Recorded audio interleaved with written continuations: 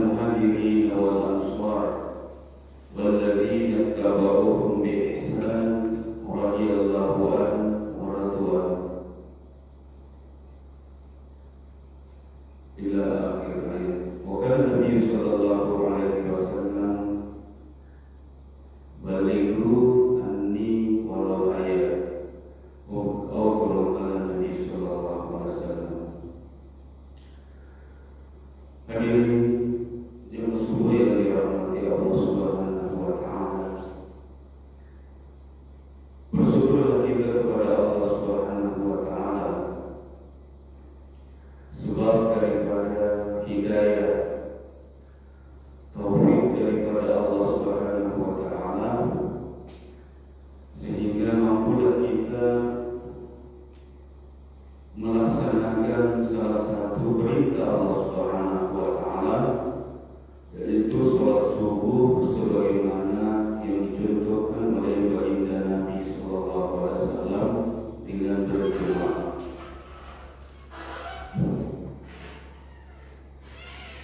Kemudian kita berselawat kepada junjungan Nabi Muhammad sallallahu alaihi wasallam. Sebab daripada usaha yang telah dibuat oleh Rasulullah sallallahu alaihi wasallam terhadap agama ini, sehingga hidayah ini tersebar kepada seluruh manusia, sampailah hidayah itu di hati-hati kita umat Islam pada hari ini. Yang agama yang akan menyelamatkan kita, agama yang akan membahagiakan kita, dunia yang sementara dan di akhirat yang selama-lamanya. Sejauh mana kita mengamalkan agama ini sendiri, maka sejauh itulah Allah Subhanahu wa Ta'ala akan datangkan kesuksesan, kebahagiaan dunia yang sementara, dan dilanjutkan kesuksesan kebahagiaan itu di akhirat yang selama-lamanya. Hadirin jemaah sekalian yang dirahmati Allah Subhanahu wa Ta'ala, ulama kita katakan bahwa usaha kita hari ini adalah bagaimana menghadirkan sifat-sifat mulia para sahabat di dalam diri kita. Sebab kita telah mengetahui bersama bahwa para sahabat radhiyallahu anhum ajma'in, yang kurang lebih 124.000 sahabat ini, semuanya telah diridhoi oleh Allah Subhanahu wa Ta'ala. Bahkan di antara mereka para sahabat radhiyallahu anhum masih hidup di dunia, tetapi sudah didengar oleh baginda Nabi sallallahu alaihi wasallam, langkah-langkahnya sudah berjalan-jalan di dalam surga. Inilah sahabat. Maka dalam kita katakan bagaimana menghadirkan sifat-sifat mulia para sahabat di dalam diri pribadi kita masing-masing. Apakah sifat-sifat mulia para sahabat ini? Adalah yang pertama, yakin yang sempurna kepada Allah Subhanahu wa Ta'ala dan yakin yang sempurna kepada sunnah baginda Nabi sallallahu alaihi wasallam. Inilah sifat yang awal, yang pertama yang dimiliki sahabat. Keyakinan mereka kepada Allah Subhanahu wa Ta'ala itu tidak tergoyahkan dengan keadaan dan suasana-suasana. Kokoh betul la ilaha illallah ini betul-betul ada di hati-hati mereka, tertancap di lubuk-lubuk hati mereka yang paling dalam, sehingga keadaan-keadaan pun tidak mampu menggoyahkan daripada keimanan sahabat. Datangnya ujian-ujian kepada sahabat, iman mereka tidak goyah, sempurna kepada Allah Subhanahu wa Ta'ala. Kemudian keyakinan begitu kuat. Mereka sempurnanya yakin kepada sunnah Rasulullah SAW, bahwa di dalam sunnah baginda Nabi Sallallahu Alaihi Wasallam, cara hidup baginda Nabi Sallallahu Alaihi Wasallam, ada kejayaan, ada kesuksesan. Ini yang mereka kuatkan dalam diri para sahabat. Sehingga dalam sejarah ulama kita sampaikan, sahabat-sahabat ini belum lagi sampai di suatu tempat, di suatu daerah, untuk menaklukkan daerah tersebut, maka penduduk atau daerah yang akan dituju hadirin yang mulia sudah dalam keadaan ketakutan, sudah dalam keadaan gentar kepada para sahabat. Sebab apa? Kata ulama kita, ini iman mereka sempurna kepada Allah Ta'ala, sunnah-sunnah baginda Nabi SAW sempurna mereka amalkan, sehingga Allah Subhanahu wa Ta'ala mendatangkan kemenangan, mendatangkan kekuatan, menghadirkan keraguan, menghadirkan daripada kegelisahan di dalam musuh-musuh Islam pada saat itu. Maka inilah usaha kita, bagaimana mendatangkan keyakinan yang sempurna di dalam diri pribadi kita. Maka bagaimana caranya diri yang mulia? Ulama memberikan jalan kepada kita, senantiasa kita membicarakan kebesaran Allah Subhanahu wa Ta'ala. Ini caranya. Bagaimana senantiasa membicarakan kebesaran Allah Subhanahu wa Ta'ala. Allah Khalik yang Maha Pencipta, Allah Malik yang Maha menguasai ciptaannya. Jadi ini yang kita ulang-ulang dalam pembicaraan harian kita. Kita ketemu saudara-saudara Muslim kita, tetangga kita, famili kita, keluarga kita, semua kita bicara kebesaran Allah. Ulama kita katakan, kita mau belajar mengalihkan pembicaraan makhluk kepada pembicaraan Khalik, Pencipta. Ini yang kita melatih di dalam diri kita, supaya apa ini ya, saluran daripada hati kita ini adalah saluran kebesaran Allah. Mulut kita, pembicaraan kita, pandangan kita, pemikiran kita, semuanya ini saluran untuk mendatangkan arah di dalam hati kita. Apa yang kita senantiasa bicarakan maka akan terkesan di hati.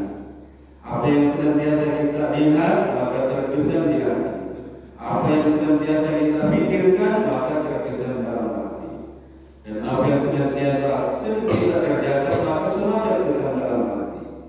Maka saluran inilah kita mendengarkan pembicaraan-pembicaraan kebesaran Allah, semua saluran-saluran hati terkesan dalam hati. Maka ini kita mau belajar arahkan bagaimana supaya saluran-saluran hati tadi ini kita isi dengan pembicaraan, penglihatan, pendengaran dan pemikiran tentang kebesaran-kebesaran Allah Subhanahu wa Ta'ala.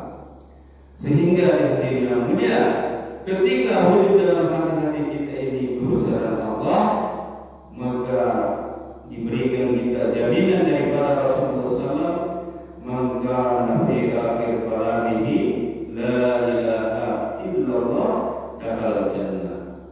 Siapa yang di akhir ucapannya, kalamnya, ketika akan menghadapi sakratul maut, maka yang keluar di lisan-lisan kita adalah la ilaha illallah, maka kita akan dijamin masuk surga oleh baginda dan Rasulullah. Maka hari ini dimuliakan oleh Allah Subhanahu wa Ta'ala. Kemudian bagaimana kita belajar merubah kehidupan kita kepada sunnah-sunnah baginda Nabi SAW.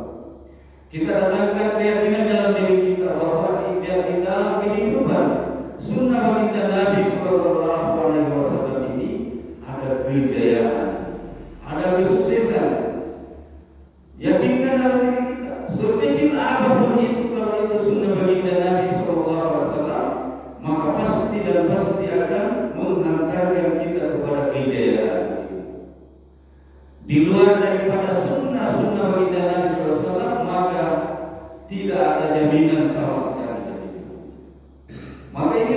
mau belajar mengamalkan sunnah-sunnah baginda Nabi SAW. Dari bangun tidur kita sampai kita tidur kembali, 1 kali 24 jam setiap hari kita mau hidupkan sunnah baginda Nabi SAW. Maka kita mesti, hadirin yang mulia, jangan kita melihat sunnah-sunnah baginda Nabi SAW ada yang kecil, ada yang besar. Kata ulama kita, semua sunnah baginda Nabi SAW ini kita harus pandang semua yang besar, semua yang besar. Cuma ada urutannya. Yang tertinggi adalah apa? Sunnah baginda Nabi SAW yang tertinggi adalah dakwah ini. Itulah sunnah baginda Nabi SAW.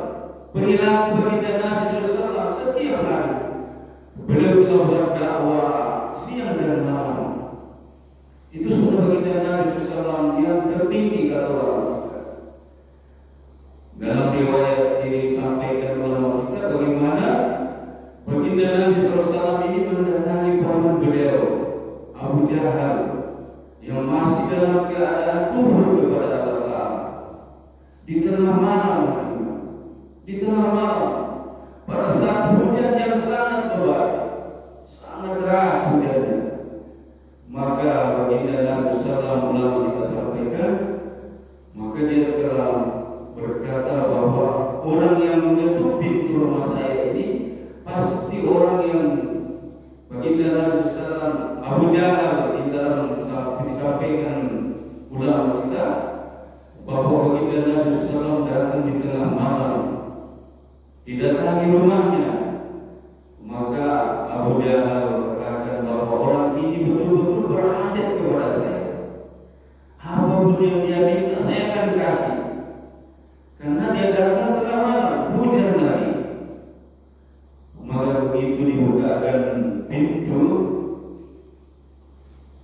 oleh pamannya, maka dilihatnya yang datang di tengah malam di hujan yang begitu deras adalah baginda Nabi SAW.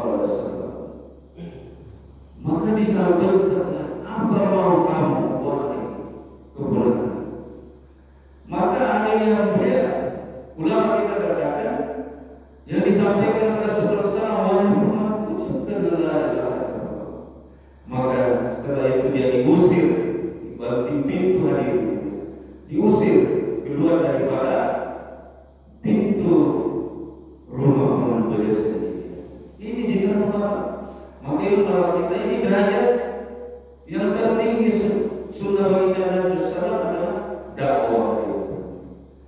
Dan yang lainnya adalah bagaimana sunnah-sunnah baginda Nabi SAW, cara masuk tandas, cara makan, cara berkendaraan, cara berjalan, banyak itu. Sampai ulama kita menyimpulkan bahwa ada 3 kategori sunnah baginda SAW garis besar. Yang pertama adalah sunnah surah, penampilan baginda Nabi SAW, penampilan beliau mulai dari ujung kaki sampai ujung rambut. Itu sunnah surah, sunnah yang nampak. Cara perilaku, cara hidup baginda Nabi SAW yang kelihatan di tubuh beliau. Sunnah surah. Kemudian sunnah sirah. Apa itu sirah? Adalah perjalanan hidup semasa hidup beliau. Lalu kita berikan garis besar sunnah baginda sekarang. Dan yang ketiga adalah sunnah sarirah. Itulah pikir risau baginda Nabi SAW. Bagaimana Rasulullah SAW ini risau kepada ini umat, risau kepada ini umat, sampai dikatakan di akhir hayat baginda Nabi SAW sampai dengan kemarin sore, Ustaz kita adalah yang keluar dari lisannya yang pertama adalah ummati, ummati, ummati, as-sholat, as-sholat, as-sholat, an-nisa, an-nisa. Itulah risaunya baginda Nabi SAW, pikirnya. Maka bagaimana kalau kita katakan usaha dakwah ini juga seperti itu. Jadi usaha dakwah yang hadir di tengah-tengah umat hari ini adalah belajar menghadirkan sunnah-sunnah baginda sana, yaitu kerisauannya baginda Musa. Sehingga Ustaz Dakwah ini dikatakan risau dan gerak, dua saja, risau dan gerak. Jadi kita belajar menghadirkan kerisauan melihat keadaan umat, kemudian kita bergerak dengan kerisauan itu hari ini. Maka dengan sebab itulah Allah SWT akan menyebarkan ini hidayah kepada umat-umat di seluruh alam ini. Dan dimuliakan Allah SWT, sifat sahabat yang kedua bagaimana tentang sholat. Sifat sholat mereka ini adalah menyelesaikan masalah-masalah, problem-problem yang mereka hadapi. Itulah sholatnya sahabat. Sholat yang mampu menyelesaikan seluruh permasalahan, yaitu sholat khusyuk wal khusyu'. Sholat yang khusyuk, konsentrasi batin, merendahkan diri. Itulah sholatnya sahabat. Tertib sebagaimana tertib sholatnya baginda Nabi sallallahu alaihi wasallam. Maka hari ini dimuliakan oleh Allah Subhanahu wa taala, bagaimana supaya sholat kita hari ini kita mau belajar seperti itu. Sholat kita mau kita hadirkan sholat yang khusyuk wal khusyu'. Sholat yang ketika kita takbir betul-betul ada Allah di hadapan kita. Kita datangkan satu keyakinan, kita seolah-olah melihat Allah Subhanahu wa taala di hadapan kita. Kalau belum mampu menghadirkan sifat sholat seperti itu, kita datangkan satu keyakinan bahwa Allah melihat saya di dalam sholat saya. Sehingga kita tidak buat suatu perkara-perkara yang membatalkan sholat kita, yang mengurangi nilai pahala sholat kita. Karena di dalam kitab Fadail Amal, di dalam Fadail Sholat, bab tentang sholat, di situ dijelaskan bahwa orang yang sholat itu mendapatkan pahala sesuai dengan kekhusyuan mereka. Ada yang 10 dari pahala sholatnya dia dapat, misalnya 27 derajat, contohnya yang tolong, maka 10 dari 27 derajat. Ada yang 1/5, ada yang 1/3, bahkan ada yang tidak mendapatkan pahala sama sekali karena itu tadi. Maka kita harus belajar dari yang mulia, menghadirkan daripada kekhusyuan dalam sholat kita, konsentrasi. Ketika kita takbir Allahu Akbar, maka betul-betul ada Allah. Kita yakinkan diri kita, Allah ada di hadapan saya. Kalau belum mampu, Allah melihat saya di dalam sholat saya ini. Sehingga hadirin yang mulia, kalau seperti ini kita buat sholat, maka Masya Allah, sholat kita ini mampu seperti sholatnya sahabat. Permasalahan-permasalahan, keberadaan dalam kehidupan dunia diselesaikan oleh Allah Subhanahu wa taala. Ketika di hadapannya lautan, maka Allah tundukkan lautan menjadi jalan raya para sahabat. Berjalan di atas lautan, tidak basah kaki-kaki kuda, unta-unta mereka, seperti jalan raya. Ketika dia mau melintasi sebuah bukit gunung, maka Allah buka gunung terbelah menjadi dua, jadi jalan raya. Sahabat jalan di tengah-tengah gunung, rombongan Muaz bin Jabal, sehingga dikenal dengan Muaz bin Jabal. Muaz bapaknya gunung. Karena apa? Dia mampu membelah gunung dengan amal-amal sholat mereka. Ketika melewati gunung, gunung kembali menyatu seperti sedia kala. Inilah sahabat, ini amal sholat sahabat. Ketika berada di tengah hutan, dalam keadaan tidak tahu jalan mau kemana, ya, dan yang menjadi penunjuk jalannya sahabat adalah binatang-binatang buas di dalam hutan. Harimau menjadi penunjuk jalan kepada para sahabat untuk lewat di tengah-tengah hutan. Inilah amal-amal sholat sahabat. Maka kita pasti mau belajar tentang sholat, bagaimana sholat yang khusyuk, datang ke ulama. Sifat sahabat yang ketiga itu adalah ilmu dan fikih, antusias dalam belajar dan kita malas. kita datang ke ulama bagaimana tentang perkara sholat, perkara ibadah, muamalah muasyarah, akhlak. Kita datang ke ulama, belajar ilmunya. Karena para ulama ini adalah waris daripada Nabi. Maka kita datang. Jangan kita menjauh dari ulama. Ulama siapapun, kalau dia menyampaikan dalam Quran dan hadis, maka kita datang belajar. Kita dengarkan majelis-majelis taklimnya mereka. Jangan kita memandang ulama ini itu dan lain sebagainya. Tapi kalau sebagian dia ahli di bidang yang dia sampaikan Quran dan hadis, maka insya Allah ada keberkahan di dalam. Sehingga Nabi Sallallahu Alaihi Wasallam mengatakan siapa yang berjalan menuntut ilmu, mencari ilmu, maka dia berada di atas jalan fisabilillah. Banyak sekali siapa yang pergi belajar satu ayat Al-Quran, maka diberikan pahala seperti sholat sunnah 100 rakaat. Siapa yang pergi belajar ilmu, satu buah ilmu, apakah dia mampu amalkan atau belum, maka sama pahalanya diberikan pahala bagi Nabi Sallam disampaikan seperti sholat sunnah 1000 rakaat. Banyak sekali. Dan di dalam kita mencari ilmu ini bagaimana kita senantiasa zikir kepada Allah, zikir mengingat Allah, tawadhu kepada Allah. Sebab apa? Ulama kita katakan kalau orang belajar ilmu tanpa zikir maka akan datang kesombongan dalam diri, akan muncul kesombongan, muncul ria, penyakit hati akan datang. Nauzubillah.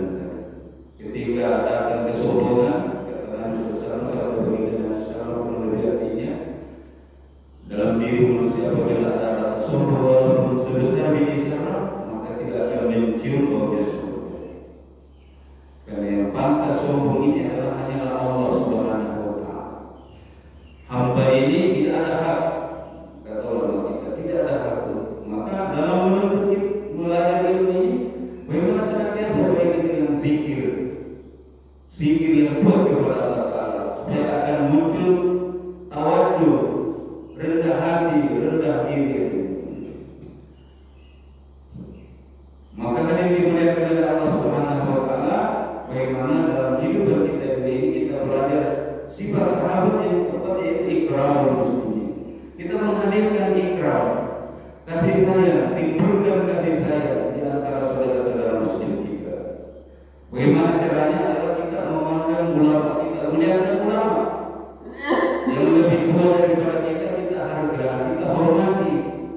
Yang lebih muda kita sayangi, yang sebaik yang kita hargai, saling menghargai, saling memuliakan, sehingga akan muncul kasih sayang. Rasulullah SAW berartinya, bila umat ini ada rasa kasih sayang, maka akan datang bantuan Allah Subhanahu Wa Taala. Tapi apabila umat ini saling mencaci, maka jatuhlah mereka daripada pandangan Allah Subhanahu Wa Taala. Saling menjatuhkan, saling menjelekkan, saling melihat kekurangan yang satu dengan yang lain, maka tidak dipandang lagi oleh Allah. Mungkin inilah keadaan umat Islam hari ini, karena saling menjelekkan, gontok-gontokan, maka jatuhlah, tidak dilihat lagi oleh Allah, tidak ada bantuan Allah. Maka apa yang terjadi? Bencana. Dia dikucilkan, direndahkan daripada musuh-musuhnya sendiri. Kalau dalam kehidupan sahabat belum sampai satu tempat, musuh sudah gemetaran. Musuh Islam sudah ketakutan. Masya Allah. Itulah sahabat. Umar radhiyallahu anhu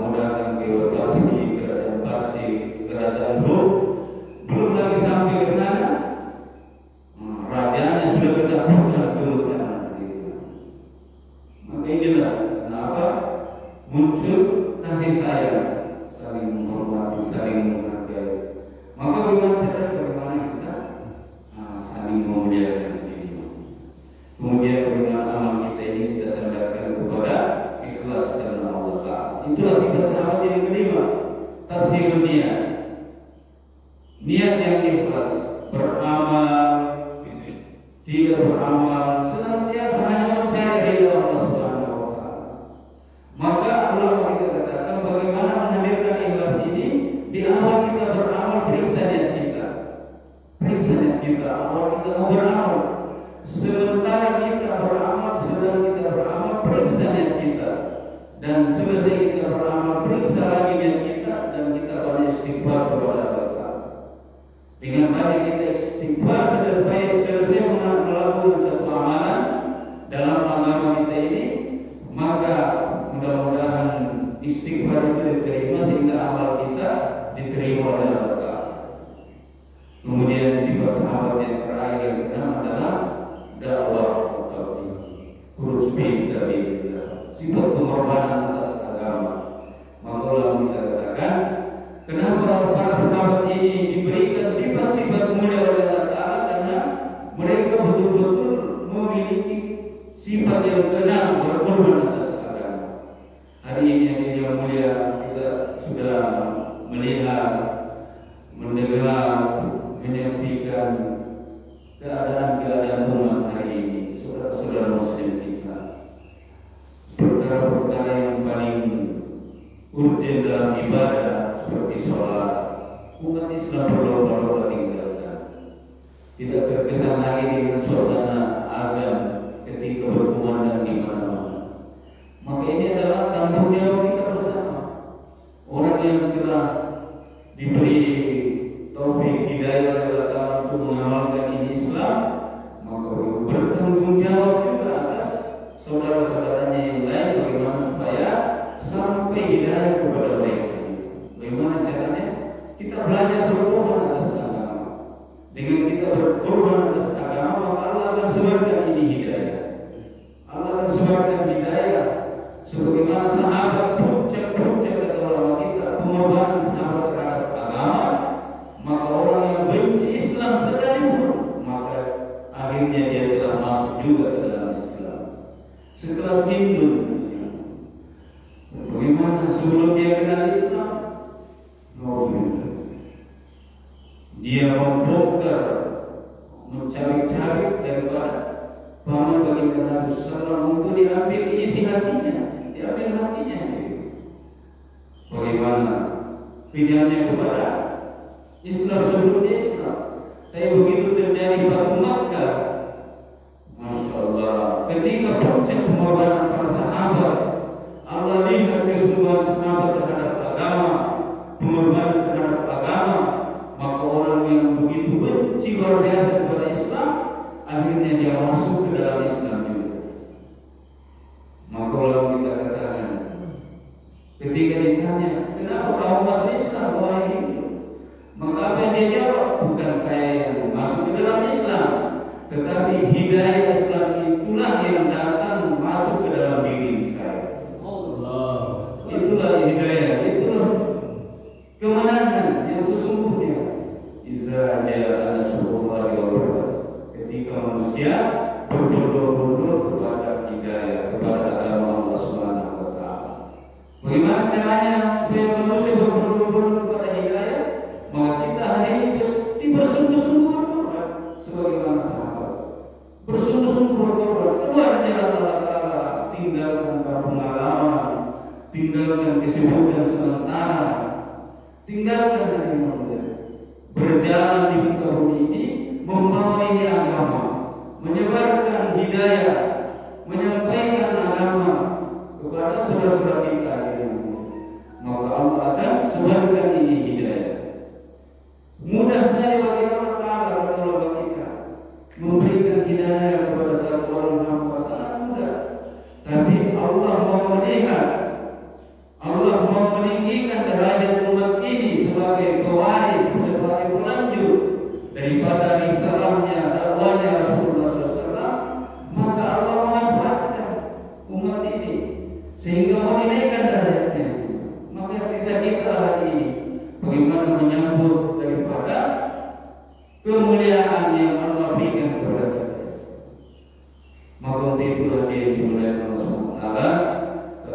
membersihkan hari ini.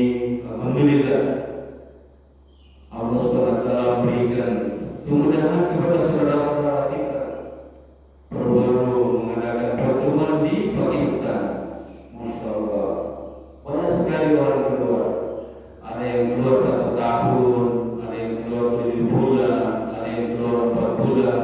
Masya Allah, dari pertemuan rahim yang hadir jutaan orang yang hadir, rombongan dikeluarkan pun banyak sekali, puluhan ribu rombongan disebar yang keluar negeri, bahkan sudah sampai di Indonesia. Ini maksudnya adalah semata-mata untuk belajar menapaki perjuangan Rasulullah dan sahabat terhadap ini agama, sehingga agama ini terpelihara, sehingga agama ini tersebar dan agama ini dicintai oleh umat manusia ini dengan banyak perbedaan. Ulang kita katakan, kenapa kebatilan juga tersebar? Karena kebatilan yang bergerak hari ini, ahli-ahli batil bergerak di mana-mana, sehingga kebatilan juga tersebar. Orang hanya melihat cara hidupnya, tingkah lakunya, maka orang meniru. Maka begitu pula dalam kebaikan, kalau kita senantiasa bergerak untuk agama, maka Allah ini akan dicintai oleh manusia ini. Orang yang belum Islam, maka akan kita lihat berbondong-bondong masuk ke dalam Islam. Kalau kita hanya bergerak dengan sungguh-sungguh, dengan sebagaimana yang diarahkan oleh ulama-ulama kita ini, maka kita insyaallah kita siap semua dilakukan. Insyaallah. Keluar 4 bulan, 40 hari dan 3 hari. Hari ini alhamdulillah rombongan kami dari Makassar bergerak di tempatnya Bapak dari sini kurang lebih 3 hari. Ditinggal di sini, kami minta terima kasih kepada orang tempatan, semua jemaah masjid telah menerima jemaah seperti jemaah ini, ngobrol kami dengan sangat baik, dengan antusias, dan harapan kami mudah-mudahan dan masjid ini juga keluarkan rombongan 3 hari ke Makassar atau kemana saja. Dan kalau dalam rombongan ini ada kesalahan mungkin perilaku, tutur kata, mulai dari pembicara pertama sampai saat ini, mohon dimaafkan. Karena ini proses belajar menyampaikan agama, belajar menyampaikan kebaikan. Maka itulah mungkin ada salah-salah kata atau tingkah laku dan lain sebagainya, mohon dimaafkan. Dan mudah-mudahan dari tempat ini Allah turunkan hidayah yang banyak, sehingga kita lihat nanti suatu masa masjid kita ini makmur dengan jemaah. Tidak bisa lagi dibedakan sholat Jumat dengan sholat subuhnya. Kalau keadaan seperti itu, maka itulah yang muncul keberkahan dari bumi, dari langit, semua akan turun berkah di suatu tempat ketika masyarakatnya memakmurkan rumah-rumah Allah Subhanahu wa Ta'ala. Kurang lebihnya mohon dimaafkan benar daripada Allah Subhanahu wa Ta'ala, kekurangan kelemahan dari diri pribadi kami sementara belajar menyampaikan apa yang kami tahu. Dan untuk sempurnanya majelis kita ini, mari kita tutup sama-sama di dua majelis. Subhanallah wa bihamdihi, subhanallah wa bihamdika, asyhadu an la ilaha illa anta